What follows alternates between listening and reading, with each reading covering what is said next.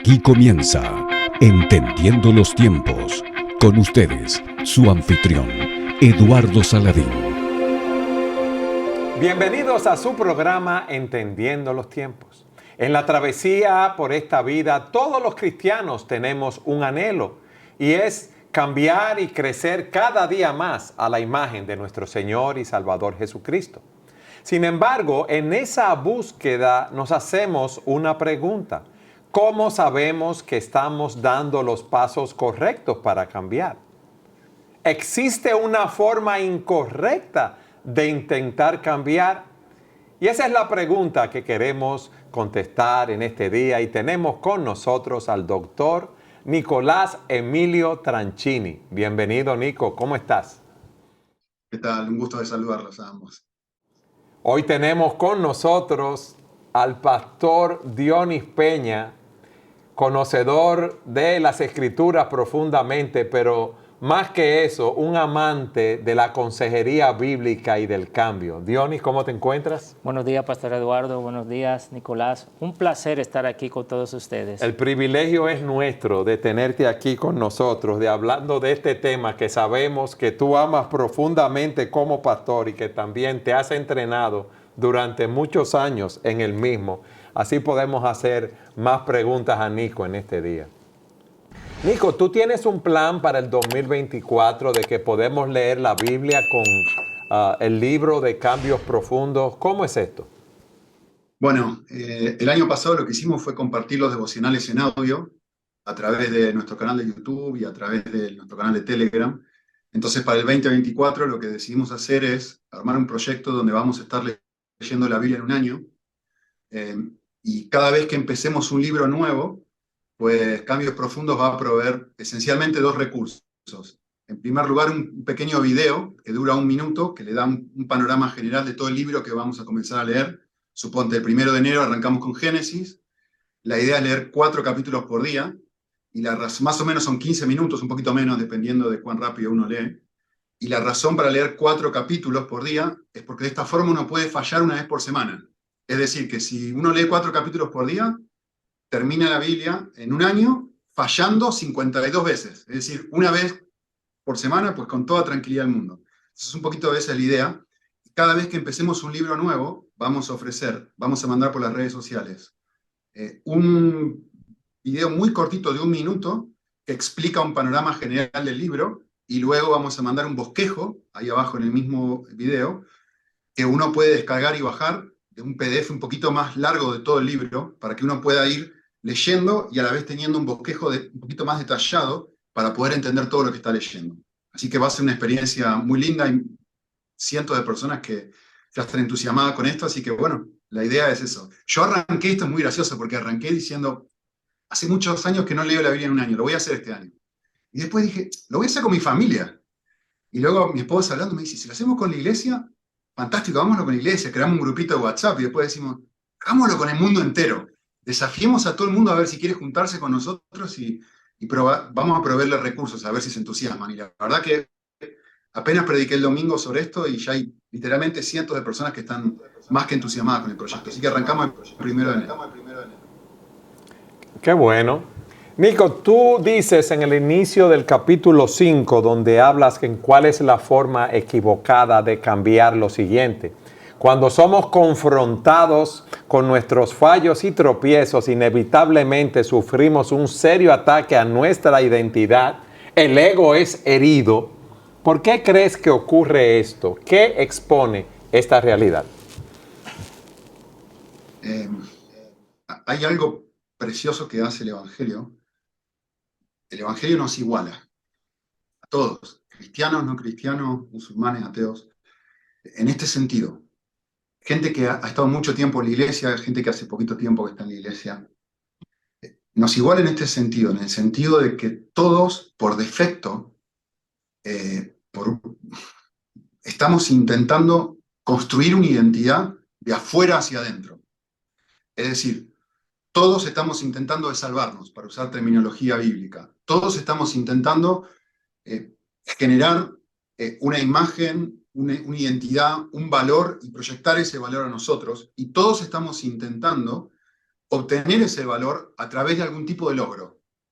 Da igual si es un logro religioso, si es un logro laboral, si es jugando al fútbol o jugando al béisbol y siendo alguien famoso, pero esencialmente todos estamos intentando mostrar una imagen de bondad en el sentido amplio de la palabra, no solamente moral, moral también. Todos estamos intentando mostrar que somos espirituales y que somos buenos, y finalmente cuando fracasamos, cuando la vida nos da un golpe, cuando pecamos, cuando sucede cualquier cosa de este tipo, queda expuesto que no somos la clase de personas que nos gustaría ser. Y eso genera un ataque a nuestra identidad, genera un ataque a nuestro ser.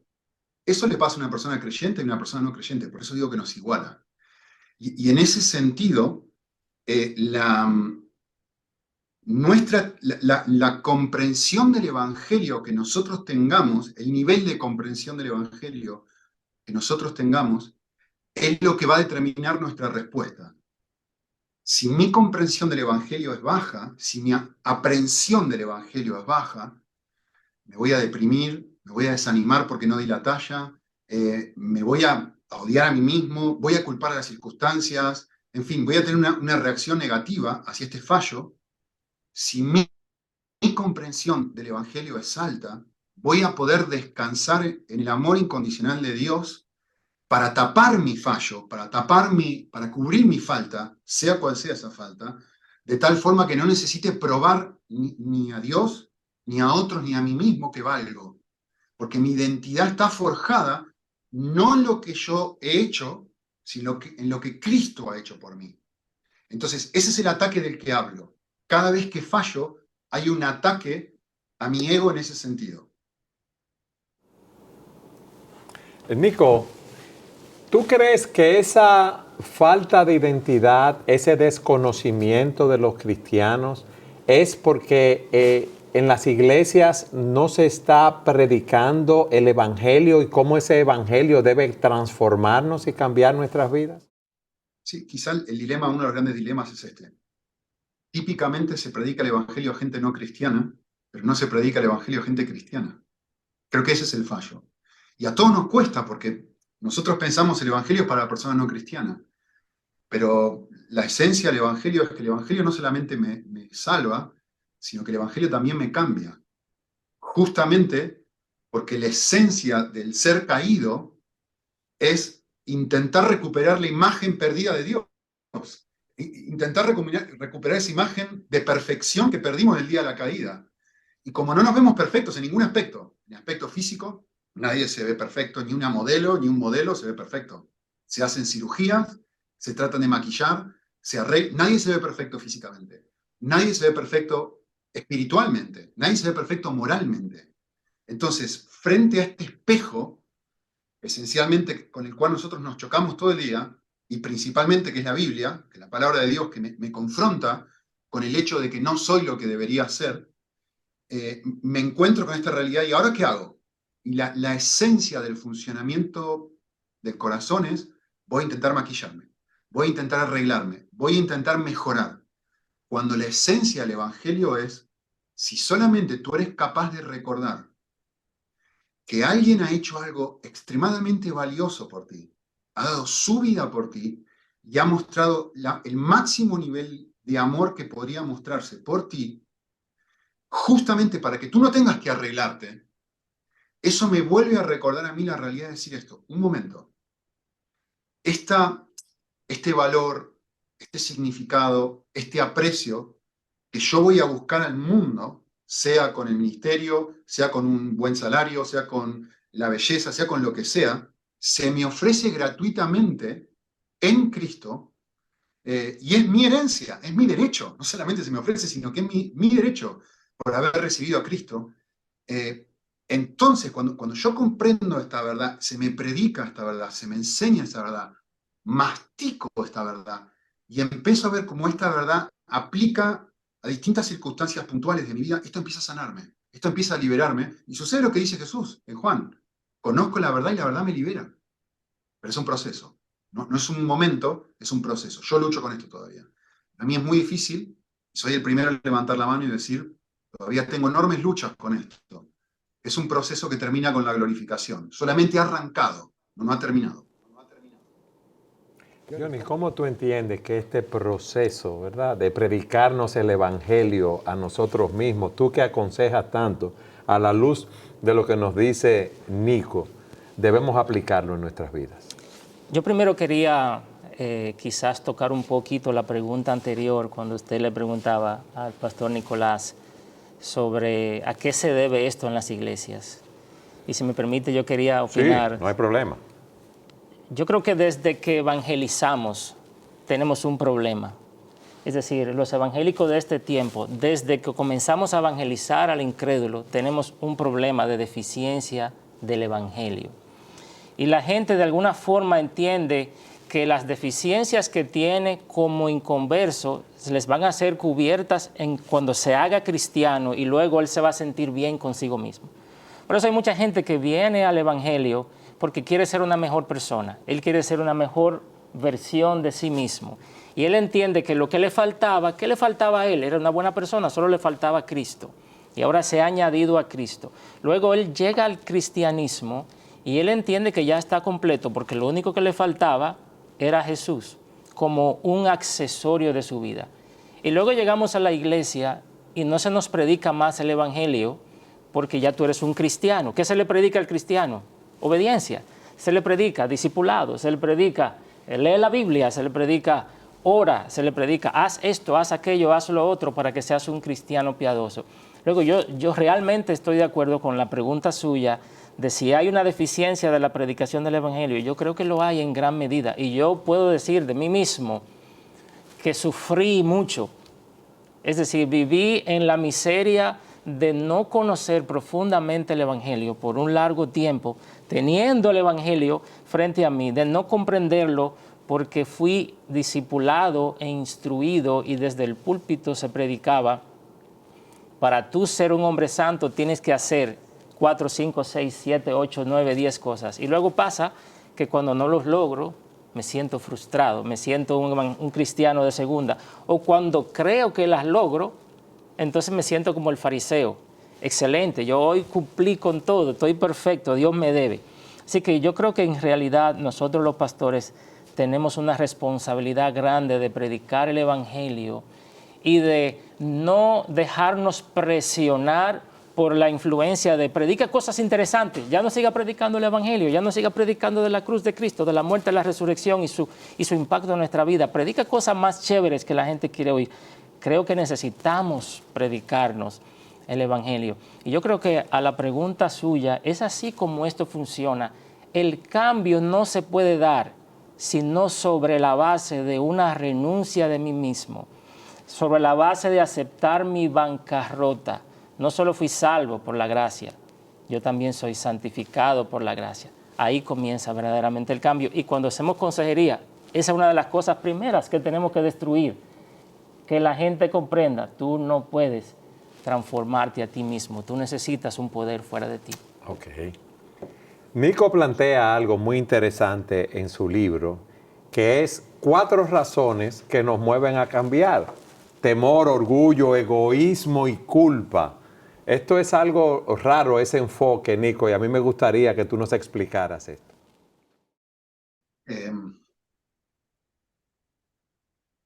A ver, voy a dar un ejemplo personal bastante humillante, pero va a ayudar. Yo era director de una facultad de teología aquí en España y parte de mi trabajo era juntarme con los pastores y los alumnos para aconsejarlos, etc. Un día me estoy juntando con uno de ellos, estoy conduciendo de mi casa hasta la facultad y en este proceso de ir conduciendo se me hizo tarde, se me hizo tardísimo, pero muy, muy tarde. No sé cómo será en vuestros países, pero en España hay leyes de tránsito que hay que obedecer, no son sugerencias, hay que obedecerlas, ¿sí? Si no, uno tiene un ticket y tal. El 80 es 80, no es 100, es 80.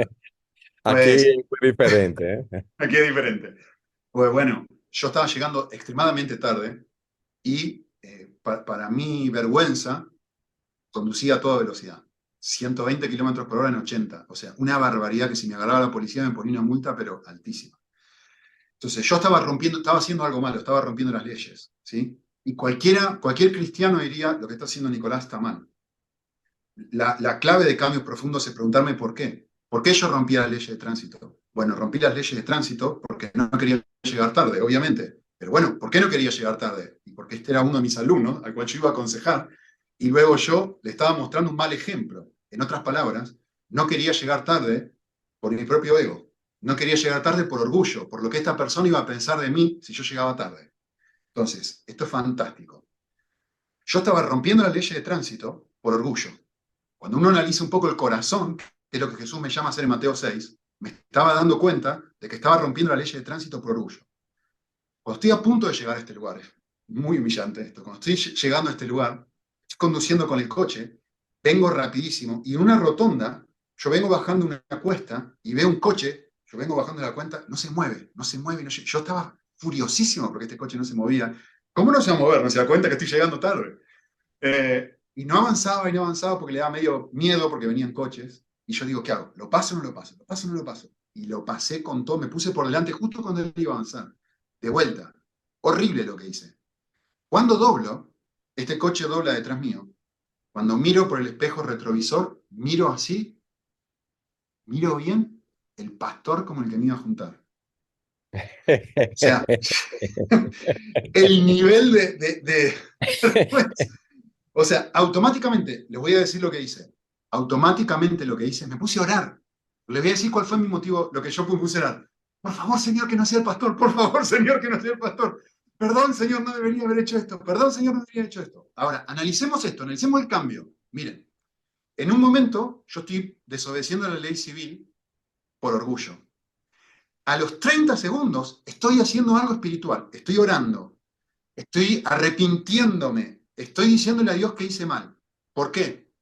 Porque no quiero que la persona que esté ahí vea lo que acabo de hacer. En otras palabras, sigo deseando lo mismo. Antes no quería quedar mal delante del pastor, ahora no quiero quedar mal delante del pastor de vuelta. Es decir, estoy cambiando por orgullo. No me doy cuenta, pero en realidad lo que me motiva a cambiar no es que estoy convencido de que romper las leyes de tránsito deshonra a Dios, de que puedo producir un accidente, no es que tengo convicción genuina de pecado.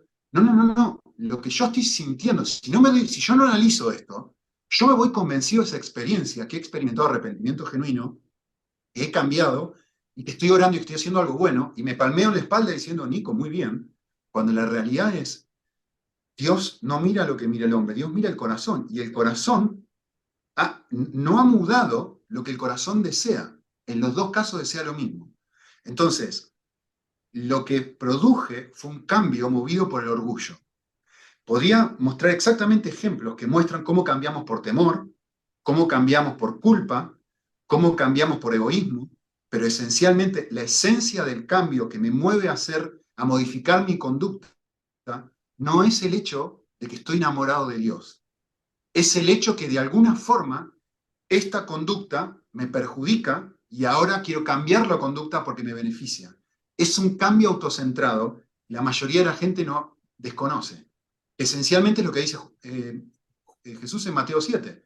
Muchos en aquel día me dirán, yo cambié. No cambiaste. Muchos en aquel día me dirán, mira todo lo que hice. Me junté con el pastor, le enseñé, fui director de una facultad, pues lo aconsejé bíblicamente, le dije todo esto. Nico, pero no cambiaste. No cambiaste, seguiste pensando en tu propio ego. No cambiaste. Entonces, esa es la clave de cómo, de analizar el cambio genuino que no se fundamenta en estos 4 malos motivadores, que podría seguir explicando. Qué bien. Yo quisiera hacer una pregunta, Nicolás, ahí de seguimiento. En tu libro tú también dices, en ese mismo punto, que es posible obedecer sin haber cambiado. Tú dices eso. Es posible obedecer sin haber cambiado, es decir, esa obediencia externa. Pero nosotros hemos escuchado, muchos de nosotros hemos escuchado sermones donde se nos dice, obedece, no importa lo que tú estés sintiendo, lo importante es que tú obedezcas. Si tú no sientes cambiar, si tú no sientes hacerlo, como quiera hazlo, porque tu obediencia agrada a Dios. ¿Cómo nosotros pudiéramos, Nicolás, a la luz de tu libro, armonizar estas dos ideas? Es decir, tú estás diciendo, no deberíamos cambiar simplemente por el hecho de lucir sino que tiene que ocurrir un cambio. Pero ¿cómo podemos armonizar esta idea de obedece no importa qué? Me parece un muy mal consejo. Tiene una porción de verdad.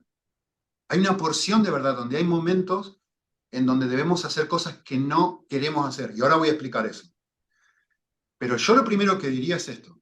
Si una persona no quiere hacer algo, antropológicamente hablando, es decir, la antropología bíblica a mí me dice lo que la Biblia, ¿qué quiero decir con esto? Para explicar términos. Lo que la Biblia enseña respecto al corazón del ser humano.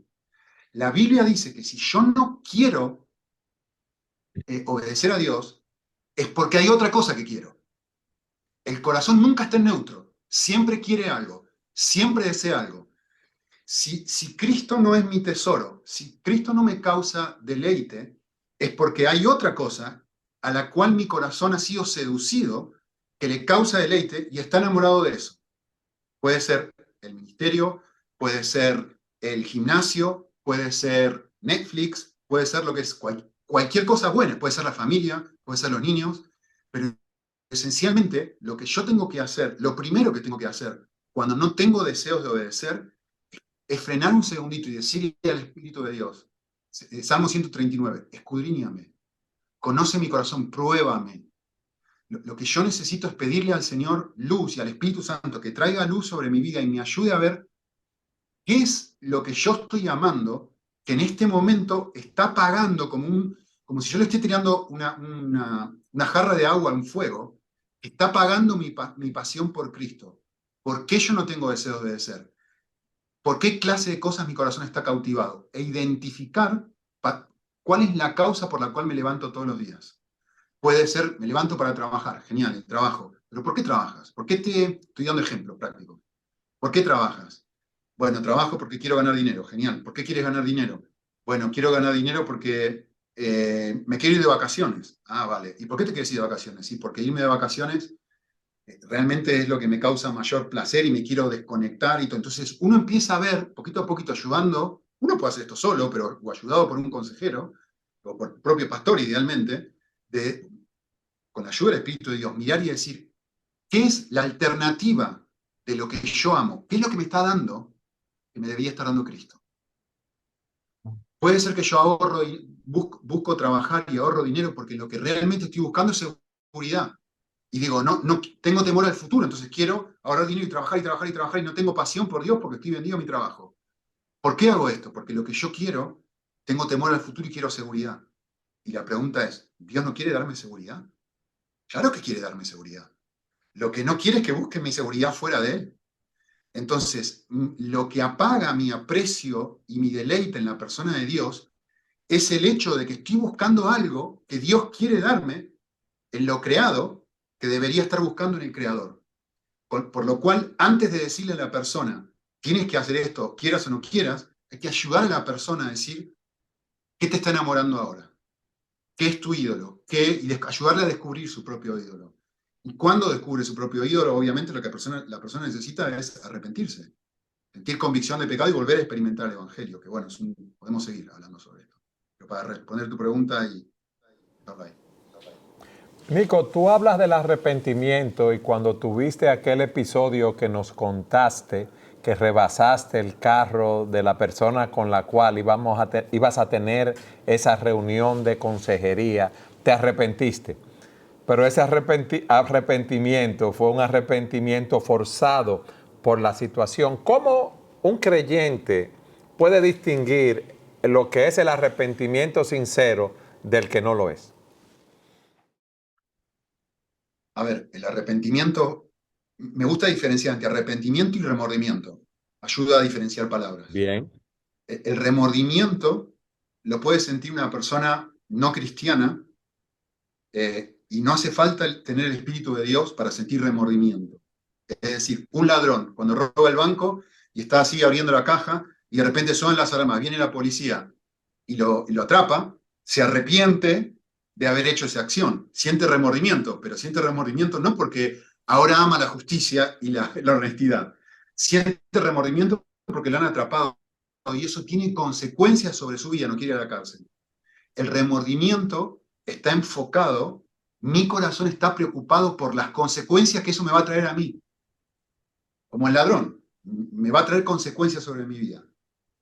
El arrepentimiento está enfocado en el dolor que yo le he causado a Dios y a otros. Esa es la gran diferencia. Uno estoy pensando en mí, el otro estoy pensando en Dios y en otros. Y por ahí, si me regalas un minutito más, ayudaría a pensar esto. Cuando pensamos en algo que hayamos hecho, es decir, cualquier cosa que nosotros hayamos hecho, lo que hace el arrepentimiento genuino es esto. Quiero decir, lo que hace el pecado es esto. Cada vez que yo peco, aunque no me dé cuenta, yo me transformo en mi propio Salvador. Yo me transformo en el soberano de mi propia vida. Y yo creo estar convencido de saber qué es lo mejor para mí. Y en ese sentido yo estoy intentando salvarme, estoy intentando decir, para mí, voy a poner el ejemplo ese que yo puse de la velocidad. Para mí es mejor desobedecer la ley y ir a 120 kilómetros por hora que confiar en Dios, ir a 80 kilómetros por hora y quedar mal delante de esta persona. Me estoy autosalvando. En otras palabras, lo que yo estoy haciendo es transformarme en mi propio Dios. Me estoy intentando decir, yo sé lo que es mejor para mí, yo puedo escoger lo que es mejor para mí y yo lo voy a hacer. Me estoy transformando en mi propio Dios. ¿Sí? Esto es muy, muy, muy bueno, pensar esto. Cada vez que yo hago eso, automáticamente, aunque no lo piense, yo lo que estoy haciendo es, le estoy diciendo a Dios, tú no eres bueno, tú no eres soberano, tú no puedes ayudarme, tú no me amas porque si no, no me dejarías pasar por estas experiencias. Al hacerme mi propio Salvador, yo estoy rechazando toda la bondad de Dios y todo lo precioso que Él es. Entonces, por eso cada pecado que yo cometo es contra Él. Ahora, y esto es muy, muy valioso, cuando yo me arrepiento y vengo en sí, como dijo, vengo en sí, lo que yo recuerdo es esto, un momento. Mejor era Él, mejor era estar cerca, mejor me iba entonces que ahora. Vivir bajo el techo de mi Padre es 1000 veces mejor que yo sea mi propio Salvador. Con lo cual lo que yo vuelvo a hacer es, en el arrepentimiento, yo vuelvo a recuperar un pedacito de la percepción de la bondad de Dios. Entonces, al arrepentirme, yo vuelvo a decirle a Dios, un momento, yo te traté como si tú fueras un tirano, yo te traté como si tú fueras malvado, yo te traté como si tú no quisieras mi mayor bien. Ahora me doy cuenta de esto y me arrepiento de haber pensado de ti de esa forma. Me arrepiento de haberte deshonrado de esta forma. Me arrepiento de haber rechazado tu amor de esta forma. Entonces, en cierta forma, lo que el arrepentimiento hace es recuperar el aprecio de la bondad de Dios, recuperar el Evangelio. Sí, Pastor Eduardo, quería añadir algo ahí y también quizás hacer una pregunta de seguimiento a lo que está diciendo Nicolás.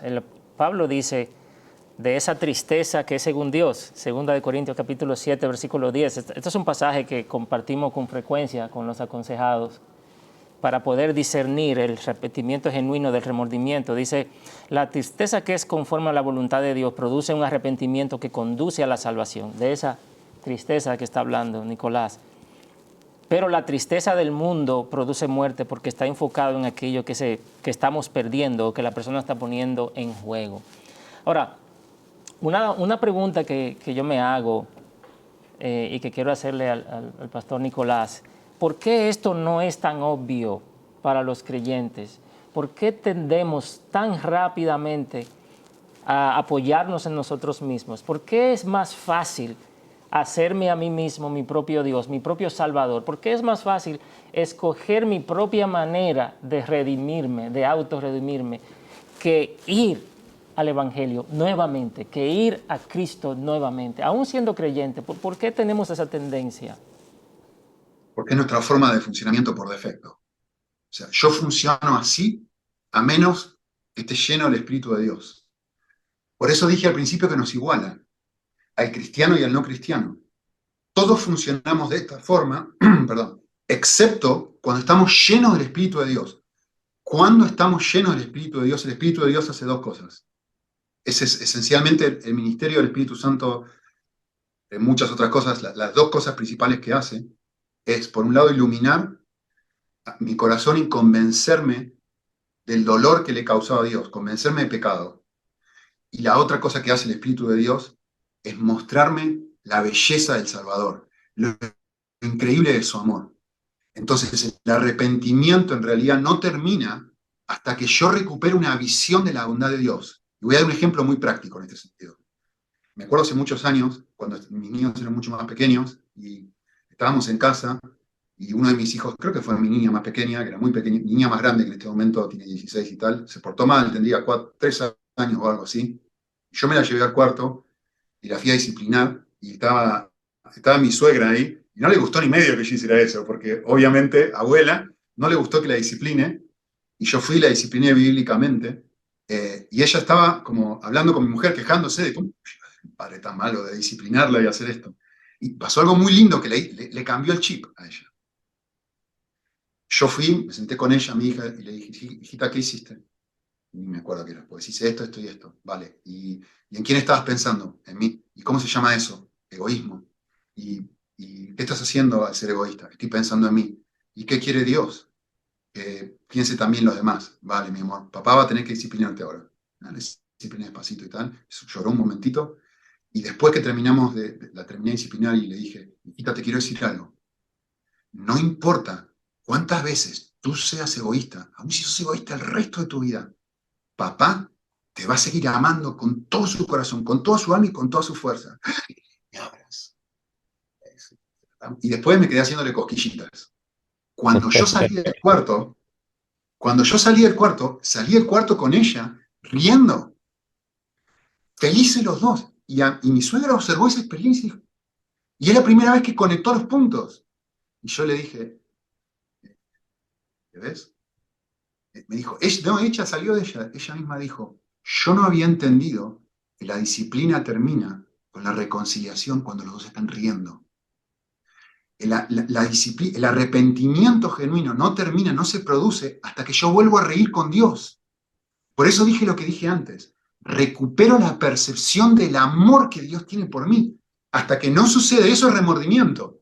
Sigue enfocándose, yo fallé, me siento mal porque fallé. Sigue siendo orgullo, o sigue siendo culpa, o sigue siendo temor, porque pienso que no voy a ser perdonado. Entonces, el arrepentimiento genuino culmina cuando yo percibo la sonrisa de Dios del Dios que rechacé y del Evangelio que rechacé. Y recuerdo el Evangelio, este Dios al cual yo rechazo, nunca me rechaza, no importa lo que yo haga. Y entonces vuelvo a ser lleno del Espíritu de Dios y ahora tengo ganas de obedecer. Tengo ganas de hacer lo bueno porque me encanta el Dios que tengo. No quiero estar lejos de esta clase. Entonces el arrepentimiento genuino no termina hasta que yo recupero la sonrisa, la percepción de la sonrisa y del amor de Dios sobre mí. Es bueno escuchar eso, Nico. Y hemos llegado al final del programa, pero realmente es una gran lección para todos nosotros cómo debemos enfocar nuestra vista en Cristo en la medida que vamos corriendo esta carrera, puestos los ojos en el autor y consumador de nuestra fe, quien mostró su amor por nosotros en la cruz del Calvario.